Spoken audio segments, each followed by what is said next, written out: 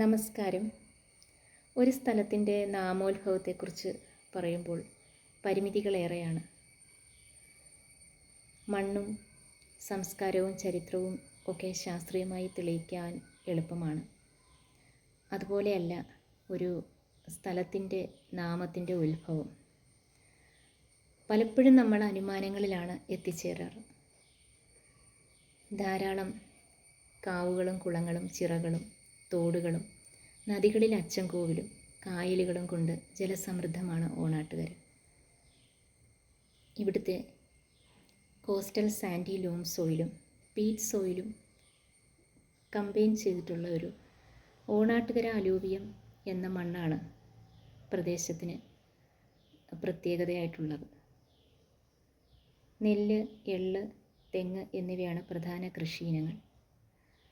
ഈ മണ്ണിന് ഒരു പ്രത്യേക കഥ പറയാനുണ്ട്.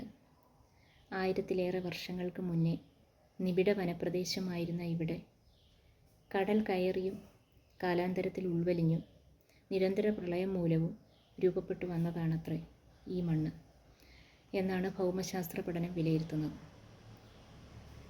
ഇതിന് ഉപോത്ബലകമായി ധാരാളം കരിപ്പാടങ്ങൾ ഇവിടെ കാണാൻ കഴിയും.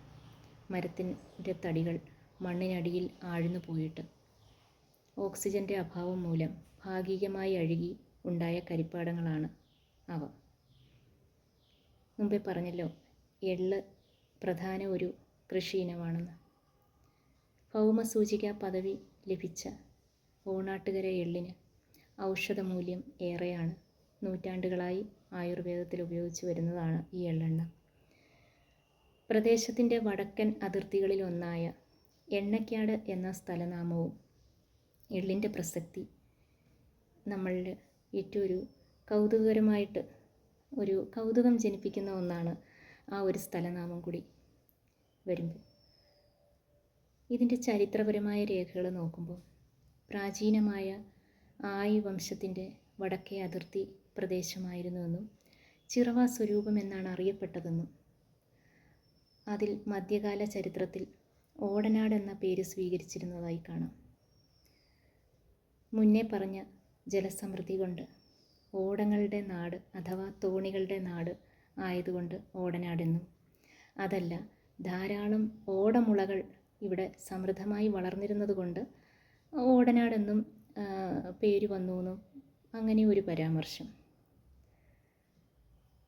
എങ്ങനെയായാലും കാർഷിക സംസ്കൃതി കൊണ്ടും വാണിജ്യ പാരമ്പര്യം കൊണ്ടും അനുഷ്ഠാനങ്ങളിൽ ഉറച്ചുകൊണ്ടുള്ള നവോത്ഥാനത്തിന് തിരിതെളിയിച്ച ഒരു സാംസ്കാരിക പൈതൃകമാണ് ഈ നാടിന് പറയാനുള്ളത്. നന്ദി.